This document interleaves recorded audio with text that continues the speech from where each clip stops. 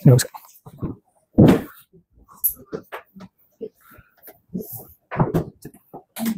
baik. Assalamualaikum warahmatullahi wabarakatuh.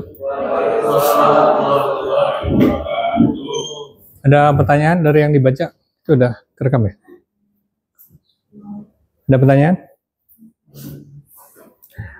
Jadi ini bab ketiga dari kita, dari mereka, dari umat muslim yang mau menyimpan duit ya dengan cara Islam ya. Pertama, nyimpan duit sebagai apa?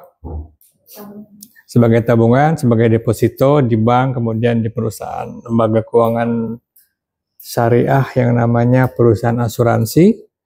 Ketiga adalah menyimpan uang di pasar modal ya, di Pasmod. Oke, ini masih dengan bab mudharabah ya. Ada 3 produk saham syariah, terus kemudian sukuk, kemudian reksadana. Kalau saham sama saham. Kalau yang konvensional juga saham. Kalau sukuk konvensional apa namanya? Obligasi. Kalau reksadana syariah, bukan syariah, sama namanya. Oke, berikutnya. Ini rekaman lama juga, 2021. Cuman saat itu masih, oke, nggak usah dibahas lah ya. Berikutnya. Jadi masih definisinya ini kurang bawah nih. Mesti didongakin sedikit. Lawannya dongak apa? Turunin sedikit. Jangan-jangan. Nanti bautnya jadi kendor. Ya, ini masih prinsipnya dengan mudharabah. Artinya apa? Kalau mudharabah, si pemberi syaratnya saya memilih perusahaan yang akan saya investasikan. Itu syaratnya. Jadi jangan dipakai untuk uang yang lain. Ya, Tengku ya. Apa tuh? Syaratnya apa? Nah, ini juga sama. Kamu diberi modal oleh orang tua kalian, uang kuliah, uang jajan, uang makan. Syaratnya apa? Belajar di mercubuana, jangan kampus sebelah. Ya, pokoknya dari rumah tuh akad tuh. Ya, orang tua kalian menginvestasikan kalian, syaratnya 1, jangan kuliah di jurusan sebelah ya. Udah akadnya udah masuk FEB, jangan masuk ke kelas DKV, teknik sipil, nanti syaratnya tidak sesuai. Berikutnya. Oke, jadi kalau di pasar modal syariah, ini namanya pasar modal. Tetapi yang menjadi syariah adalah mungkin sini. Duduk sini. Iya. Yang jadi syariah adalah bukan pasar modalnya. Jadi berbeda dengan bank dan asuransi. Kalau bank dan asuransi, yang jadi syariah adalah si perusahaannya, banknya atau perusahaan syariah atau perusahaan asuransinya. Tapi kalau di pasar modal, bukan pasar modalnya. Tetapi yang jadi syariah itu adalah produknya. Itu adalah kalau di bank itu produknya apa? Tabungan atau depositonya. Ya, karena kalau kita tidak membahas, jadi bank itu gimana pun bentuknya saat ini, cuman bank muamalat yang secara utuh dia menjadi entitas syariah. Tetapi kalau bank yang lain itu secara utuh bukan bank syariah. Ya, kalau dibilang BSI, ya. BSI dimiliki oleh 3 bank. Bank BNI, Bank BRI, dan Bank Mandiri. Dia membuat 1 unit syariah namanya BUS. Bank BCA, ya. Bank BCA syariah 99,9% dimiliki oleh PT Bank BCA. 1%-nya dimiliki oleh BCA Finance itu kalau posisi belum berubah seperti itu. Bank Mega Syariah itu hampir 100% dimiliki oleh Bank Mega, ya. Jadi secara utuh itu yang seringkali orang debat, oh itu bukan bank syariah, ya, karena pemiliknya bukan bank syariah, pemiliknya tidak 100% syariah, pemiliknya 100% konvensional, tapi bisnisnya. Nah, pasar modal syariah itu pasar modalnya bukan syariah, tetapi produknya syariah. Nah, itu kalau disamakan di bank manapun kita nabung, kalau pilihan akadnya akad syariah itu yang digunakan sebagai syariah. Oke, kemudian di pasar modal baik yang syariah atau bukan itu produknya ada 3, yaitu saham, kemudian obligasi, di sini dinamakan di syariah namanya sukuk, kemudian reksadana. Ya, coba ini tulisannya apa ya? Kalau saham syariah itu ada perusahaan sekuritas, ada emiten, ya. Kalau di sukuk ada penerbitnya justru bukan bukan pasar modal, penerbitnya justru Departemen Keuangan, ya. Ini ditulis sebagai untuk pembiayaan infrastruktur. Kemudian reksadana juga penerbitnya bukan pasar modal, tapi ada namanya, ini namanya mungkin salah nanti dosen berikutnya, ya. Nah, ini perusahaan namanya perusahaan sekuritas. Coba mundur, ya. Lembaga keuangan bukan syariah, perusahaan sekuritas, ya. Berikutnya. Nah, ini juga bukan lembaga keuangan syariah, ya. Jadi sekali lagi ini masih nyambung dengan pembahasan di pertemuan kedua. Kita siapa aja di Indonesia mau nabung saham, bahasanya bukan nabung saham, nggak tepat. Mau beli saham juga diatur di manajemen atau diurus oleh orang asing juga, ya. Kita lihat ini Mandiri, BNI, Mirae Asset, Panin Sekuritas, Maybank itu udah orang asing, ya.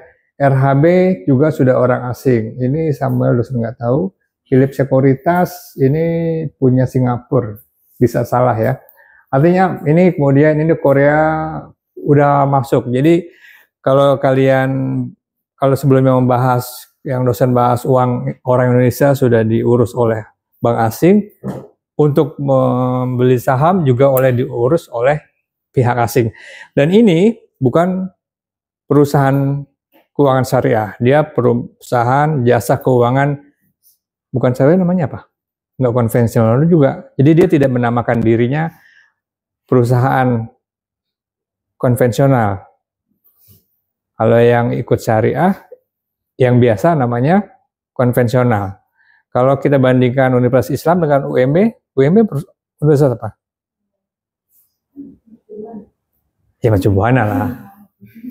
Kalau di Bandung ada UMB, Universitas Muhammadiyah Bandung. Kalau maksudnya apa? Mereka yang konvensional juga tidak bilang, kita UMB tidak bilang kita ini kampus konvensional, ya. Nah, jadi di para perusahaan sekuritas ini tidak menyatakan bahwa dia syariah atau enggak. Berikutnya. Nah, di BEI, ya, itu coba berikutnya ada. Ini sama. Berikutnya. Enggak ada, mundur. Ya. Ada, mundur deh. Ini mereka mengelola hampir 1000 emiten. Emiten, mundur. Ya, emiten adalah perusahaan yang go public, ya, gampang aja. Jadi kalau perusahaan mau go public di Indonesia ke BEI, ya, udah belajar Bursa Efek Indonesia. Ya, tadi kan udah diminta baca. Dibaca apa enggak? Jadi kalau udah mahasiswa singkatan-singkatan udah lewat. Singkatan-singkatan dulu namanya BEJ, ada BES. Sekarang udah nggak ada, tinggal BEI doang. Oke, jadi emiten itu perusahaan yang go public. Udah belajar pasar modal? Oke, nggak apa-apa kalau belum. Jadi kalau perusahaan itu nggak mau punya utang, dia menjual sebagian kecil sahamnya. Ya, misalkan Astra, kemudian Bakri, kemudian BCA itu sendiri, BRI itu sendiri, BSI itu sendiri. Dia tidak mau berhutang, dia mencari dana dengan menjual sahamnya melalui BEI. Ya, syarat dan ketentuannya berlaku. Yang dijual itu cuma maksimal 20% dari saham yang beredar atau dari jumlah saham. Jumlah saham paham ya? Ya, misalkan perusahaan saya sahamnya ada 10 triliun. Kemudian perlu dananya yang diperlukan cuma 1 triliun. 1 triliun itu yang dijual di BEI. Kemudian untung harga saham dan sebagainya lebih atau kurang itu tidak dibahas. Pokoknya cuma 1 triliun. Itu umumnya sangat kecil lagi, sangat kecil saja. Bahkan cuma ada yang cuma mau jual sahamnya 5%. Jadi tujuan perusahaan menjual saham itu tidak juga harus mencari untung dari dana.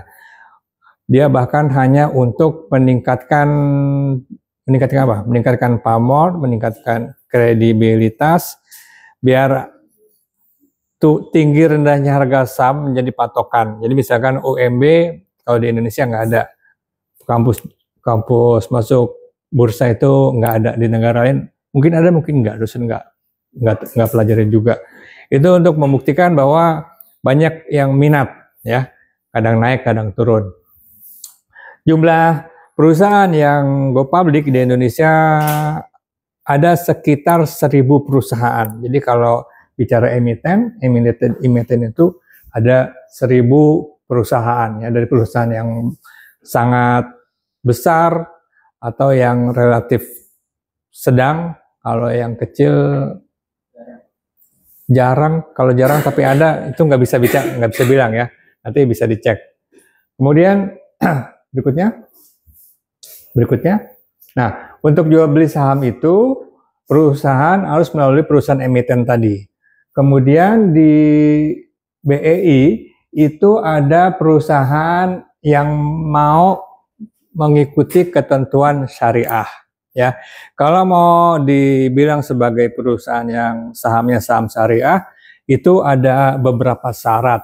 Pertama adalah produknya harus memenuhi ketentuan yang sudah dibuat oleh Islam secara umum atau secara khusus, ya. Misalkan pabrik PT Delta.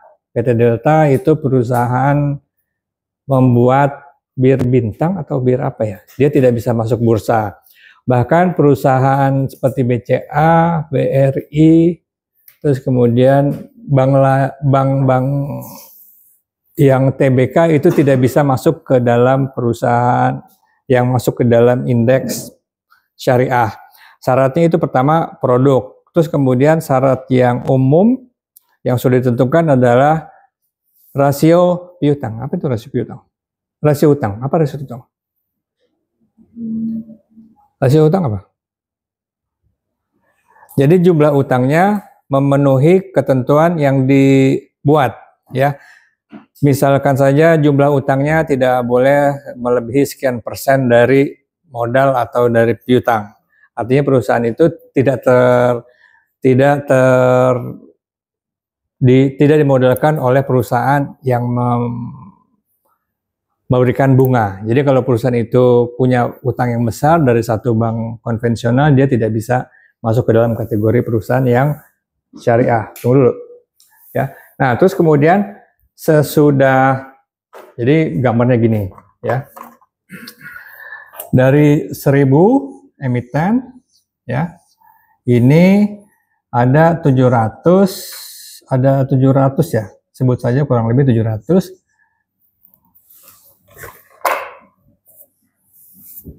Kurang lebih 700 DES ya.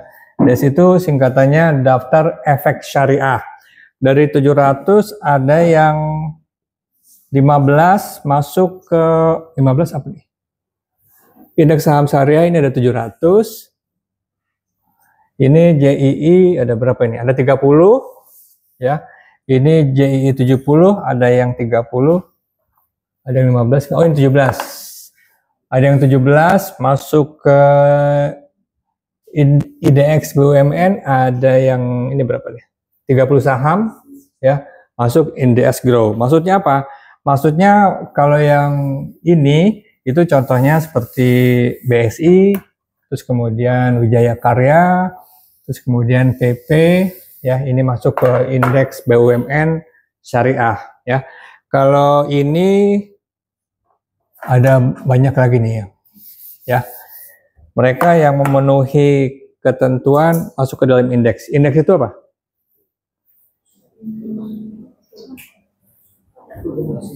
Hah? Nah, untuk belajar indeks bukan di mata kuliah ini. Jadi artinya kalau indeks itu perusahaan yang masuk ke dalam beberapa kriteria yang rankingnya baik ya. Ada indeks di dunia ini, ada indeks Dow Jones, ada indeks S dan P. Nah, di sini ada beberapa indeks ya. Kalau ini indeks perusahaan yang masuk ke dalam bursa saham syariah ya. Berikutnya. Nah, jadi berbeda dengan pembahasan sebelumnya. Kalau saya nabung di bank syariah, kalau akadnya wadiah, dapatnya apa? Hah? Kalau mikirnya duit mulu, pasti bilangnya nggak dapat apa-apa. Kalau mikirnya nggak duit, saya dapat berkahnya, ya, saya dapat keamanan, saya dapat, ya kalau memang kalau kuliahnya di Fakultas Ekonomi Bisnis, jauh-jauh dari urusan berkah, ya. Yang penting dapat duit dulu nih, ya. Kalau yang kalian penting banget dapat keamanan, ya, dapat rasa aman. Rasa aman artinya dari duniawi dan akhirati, ya. Kalau mudharabah dapat duit, dapat bagi hasil. Nah, kalau nabungnya jadi kalau istilah yang terakhir itu namanya nabung saham. Kalau duitnya dibelikan saham, itu pertama ada dua tujuan, ya. Pertama adalah untuk mendapat dividen. Kalau dividen itu untuk urusan jangka panjang, ya. Jadi kalau nabung sebulan, 2 bulan, 3 bulan itu kagak dapat dividen, ya. Nanti pada saat pengumuman sesudah RUPS tahu ya? Rapat umum pemegang saham nanti akhir tahun biasanya di bulan April diumumin tuh untuk yang hasil perusahaan kita. Kami adalah PT Bakri. PT Bakri tahu ya? Apa tuh? Apa itu?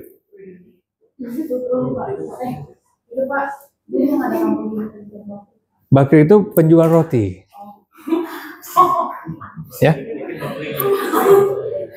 Kalau saya ngomongin Bakri Group, nanti ada urusan sama cucunya pendirinya dong. Siapa itu? Bukan.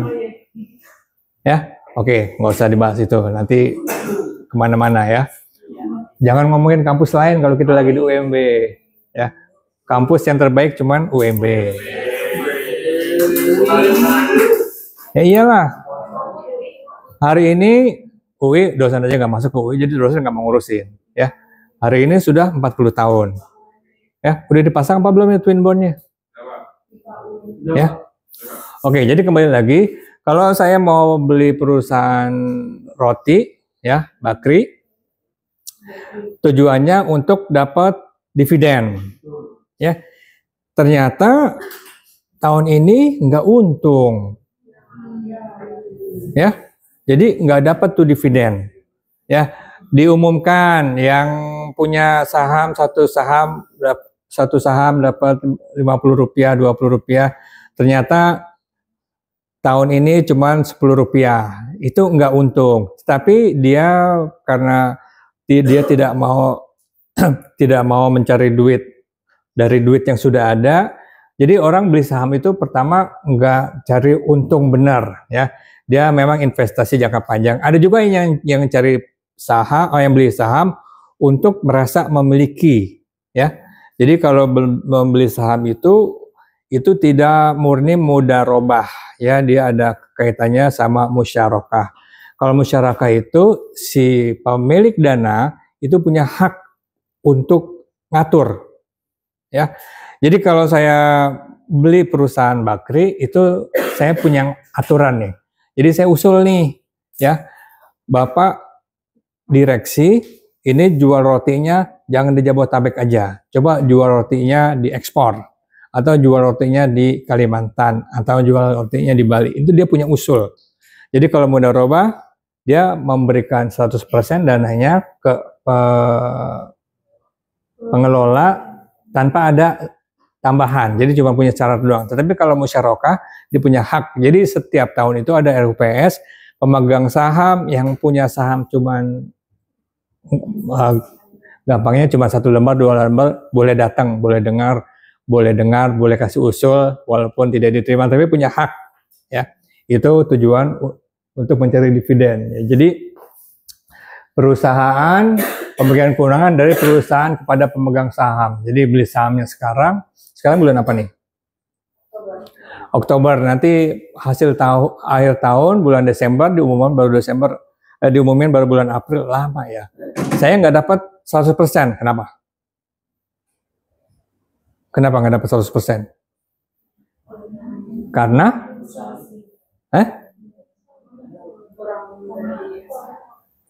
bukan, karena apa? Ya, laba ditahan dibagi dulu. Dibagi cuma sekian, ditahannya sekian. Kenapa? Kenapa nggak 100%? Karena saya belinya bulan Oktober. Maka yang dari Januari sampai September itu saya tidak punya hak. Jadi saya cuma punya hak 3 bulan dari tahun 2025 itu tentang dividen. Terus kemudian ada capital gain. Kalau capital gain itu, jadi saya beli saham, jadi saham tahu ya. Saham secara teori ini seperti kertas, ya. Ini saya jual 100, saya jual 100, saya jual 100, saya jual 100. Waktu saya beli, ini harganya nggak 100, jadi cuma jual beli kertas. Walaupun sekarang udah nggak ada kertasnya juga, ya. Di angkatan kalian kemarin dosen ngomongin deposito juga nggak tahu kalau deposito ada kertasnya, ya. Karena di saat kalian hidup ini, kalian juga tidak punya bukti punya tabungan berapa di QRIS. Hah? Iya, rahasia secret ada buktinya nggak? Buktinya kan cuma di handphone doang. Kalau handphonenya lupa password, walaupun nggak mungkin, ya. Kalau nggak ada internet, nggak bisa buktiin juga, nggak bisa kepake tuh QRIS, walaupun saldonya 15.000, mau bayar Indomie 10.000, nggak bisa kepake, ya. Oke, kembali lagi. Nah, yang kedua adalah capital gain. Capital gain itu secara umum ada beberapa. Oke, awalnya pertama adalah mencari dividen, kedua adalah mencari capital gain. Capital gain itu dengan cara membeli saham sekarang dan menjualnya besok. Jadi kalau tadi saya beli saham harganya 10.000, besok dengan harapan harganya naik menjadi 11.000. Ada capital gain sebanyak 1.000, ya. Nah, itu tujuan kedua, ini yang namanya trading, ya. Stock trading, ya. Naiknya karena apa, itu banyak faktor, ya. Pertama adalah faktor fundamental. Fundamentalnya itu kalau tadi saya beli sahamnya Bakri, ya, Bakri. Pertama adalah dia punya rencana yang baik, ya. Ini rencana yang baik yaitu penjualan yang baik, ya. Jadi kalau kemarin kenapa saya beli saham PT Bakri, ya?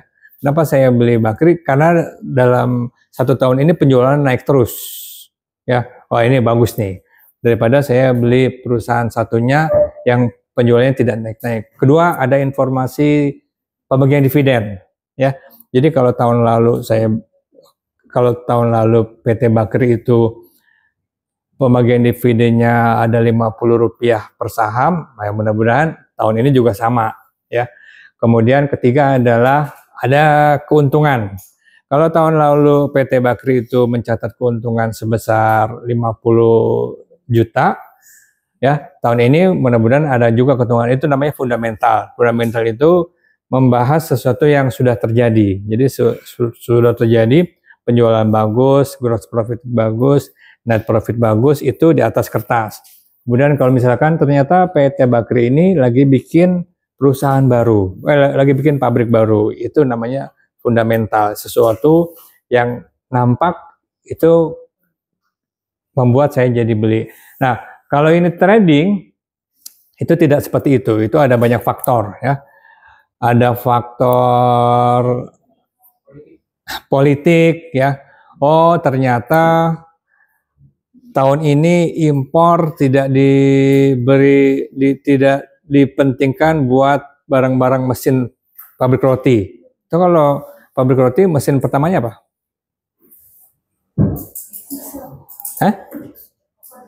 Oven ya. Seberapa gedenya itu nggak usah dibahas. Terus kemudian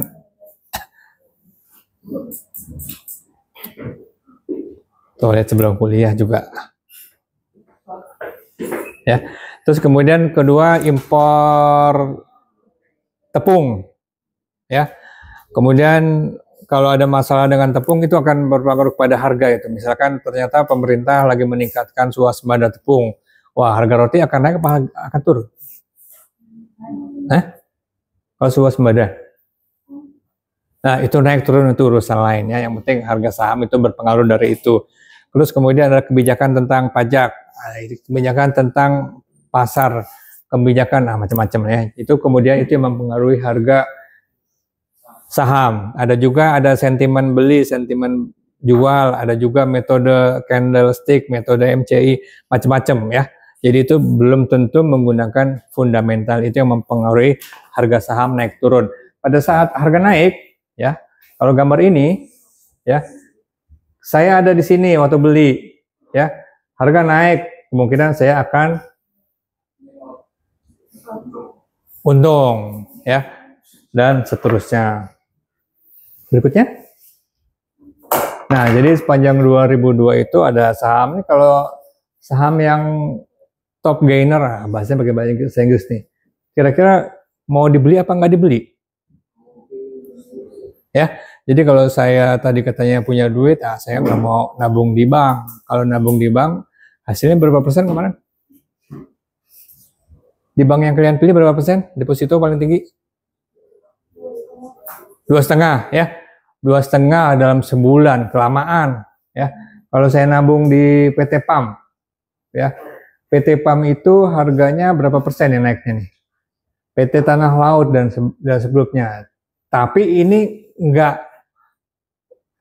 nggak selalu. Kalau turun kayak gini ya, top loser ya. Beberapa perusahaan ini, Matahari Prima, kenapa dia loser?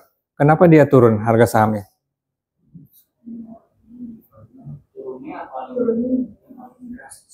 Ya, pertanyaan kenapa harganya turun? Bukan fundamental, fundamentalnya apa misalnya? Karena orang nggak mau lagi pergi ke Matahari, ya lebih baik beli online. Jadi dia kalau dia nggak mau bikin Matahari kayak Shopee atau Tokped, ya dia kalah bersaing ya. Dia karena asetnya banyak. Jadi kalau 10 tahun yang lalu, 10 tahun 20 tahun yang lalu, mereka tuh bangga ya. Kita nih perusahaan retail terbesar Indonesia, kita punya gedung banyak yang kita tidak sewa. Ternyata sekarang orang tidak ke mall. Jadi gedungnya menjadi biaya yang banyak mesti ditanggung ya. MNC ya. Ini kemarin ada yang MNC itu kenapa turun? Karena orang nggak lagi nonton TV, nggak lagi nonton apa lagi? Sinetron, nontonnya YouTube dan macam-macam. Ini faktor fundamental. Ya, berikutnya. Nah, coba mundur lagi. Nah, itu tadi tentang saham. Ya, ada pertanyaan? Kalau nggak pertanyaan, kita ke produk pasar modal berikutnya. Ini umumnya disebut dengan S, ya. S-nya apa ya? S sukuk. T, ST12 atau ST12? Ya, udah bubar. Ya, udah ganti jadi ya udah. Wijaya. Jadi Setia Band. Tahu aja orang tua. Ya. Ini ada singkatannya, jadi sukuk negara, sukuk tabungan, sukuk retail, sukuk apa singkatannya? Singkatannya SBR? Enggak, singkatannya apa? Kepanjangannya? Sukuk. Nah, ini ini jangan-jangan ini bisa jadi bukan syariah nih. Ini yang bukan syariah dosen tutup ya. Jadi depannya dari O, obligasi Republik Indonesia ORI. Nah, ini tiap periode dibuka untuk diperjualkan ya. Tapi kalau ini dosen, nah berikutnya ya. Jadi di 2025 ini kalau kalian nggak mau nabung di bank, nggak mau nabung tabungan tetap, nggak mau beli saham, beli ini ya. Ini tidak bisa, jadi kalau mau beli ST12 sudah nggak ada ya. Yang ada sekarang ST15, ST14 juga udah nggak ada karena dia diperjualkan dari hanya sampai bulan April. ST15, nah ini bulan depan nih, 2 minggu lagi bisa beli ST15. SR23 juga sudah nggak ada. Ini dibuka setiap berapa bulan? 3 bulan, 6 bulan beli. Nah, beli bisa 10.000, bisa sejuta, 10.000 nggak tahu deh. Ya. Berikutnya. Nah, ini contohnya ST12 dengan floating ya. Jadi kalau beli sukuk itu tidak seperti deposito. Kalau deposito itu kan bisa sebulan, bisa 2 bulan, bisa 3 bulan, bahkan bank-bank yang baru menjanjikan ada yang deposito 2 minggu, seminggu. Kalau itu untuk angka yang besar. Kalau ini nabungnya lebih terikat lagi. Ya, beli 1 kupon, 2 kupon, ini istilahnya juga masih istilah lama. Itu uangnya dipegang oleh pemerintah. Jadi yang mengeluarkan ini ya Kementerian Keuangan. Jadi walaupun mungkin ada beberapa perusahaan yang bisa menjual, tapi nggak semua perusahaan. Jadi kalau misalkan si PT perusahaan Bakri itu tadi dia nggak bisa menerbitkan sukuk. Dan ini yang dosen belum konfirmasi, kalau ini fix atau floating ya. Tapi di sini tulisannya floating. Fix artinya kalau fix itu berarti dijanjikan lagi dong. Berarti nggak masuk ke dalam hasil usaha. Nah kalau ini adalah back, istilahnya adalah underlying dokumennya, atau di balik alasan mereka atau alasan pemerintah mengeluarkan sukuk adalah untuk pembangunan infrastruktur ya. Kalau di akhir-akhir tahun periode sekarang ini namanya infrastruktur yang green ya. Green infrastructure. Jadi ada jembatan yang lama diperbarui. Jadi ini yang surat utang kepada negara yang berbentuk syariah. Tapi kalau untuk urusan negara, infrastruktur yang nggak syariah itu agak susah agak susah dipilah ya, karena semua infrastruktur syariah atau enggak syariah untuk kepentingan umum. Misalkan kita bikin jalan umum, bukan kita, misalnya pemerintah bikin jalan umum. Jalan umum itu udah kemungkinan besar nggak ada urusan syariah atau enggak syariah. Jalan umum pasti untuk umum, ya. Kemudian bikin pelabuhan, bikin bandara, bikin lapangan sepak bola itu perlu dibahas juga. Jadi ini produk-produk, ada yang jangka waktunya 4 tahun, ada yang 2 tahun, tapi bisa dijual kembali melalui bukan pasar primer, pasar sekunder. Nah, itu jualnya tidak melalui pengeluar utama, tidak melalui penerbitnya. Berikutnya. Nah, ini pun belinya melalui bank lagi, ya, bank-bank yang ditunjuk. Jadi kalau misalkan untuk membeli ini pasar primernya melalui bank juga. Jadi tetap kalau kembali kepada prinsip awalnya semuanya melalui bank, ya. Berikutnya. Nah, ini ada beberapa sedikit kesimpulan, ya. Jadi kalau tabungan itu suku tabungan 2 tahun, kalau suku retail 3 tahun, kalau deposito bisa 3, 6, 12. Kalau reksadana tergantung jenis, saham itu tidak ada. Jadi kalau saham itu bisa beli sekarang, bisa hilang duitnya sekarang juga, ya. Kalau misalkan apa perusahaan yang tiba-tiba ditutup, ya, ada beberapa perusahaan yang tahu-tahu bangkrut, ya, itu hilang uangnya, ya. Imbalannya kalau suku retail ini tetap dibayar, kalau ini bisa dividen, kalau perdagangan di pasar sekunder dan seterusnya. Kalau saham hilang, ya, kalau saham hilang duitnya itu tidak ditanggung pemerintah, ya. Kalau tabungan ada, kalau deposito ada maksimal, kalau duitnya 3 miliar nggak ditanggung dan seterusnya. Berikutnya. Ini resiko, ya, pasar uang resikonya rendah. Terus kemudian syariah ini tentang reksadana, ya. Reksadana itu tadi belum dibahas sebetulnya, ini kok udah lompat. Berikutnya, reksadana syariah, ya. Ada beberapa reksadana, tahu ya, ya. Reksadana itu menempatkan uang melalui perusahaan, namanya bukan perusahaan emiten, namanya perusahaan apa ya, yang mengeluarkan reksadana. Berikutnya. Nah, ini adalah reksadana yang ada dari tahun berapa nih? Dari tahun 2000, ya. Jadi ini dari OJK, laporan per Agustus 2025 ada sebanyak 255 reksadana yang dijual, ya. Nah, ini kalau dilihat lagi, bank kustodian apa? Bank kustodian.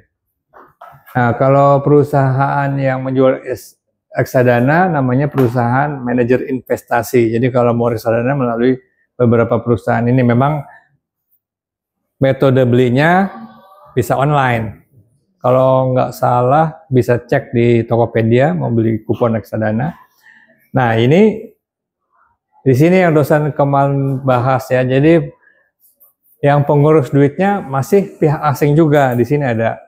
Walaupun reksadana syariah, ya, bank kustodiannya masih Bank CIMB, Deutsche Bank, Citibank, Deutsche Bank lagi, baru belakangan bank-bank di Indonesia.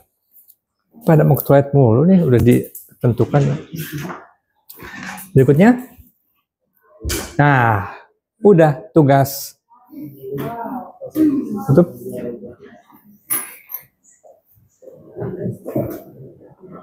Ya.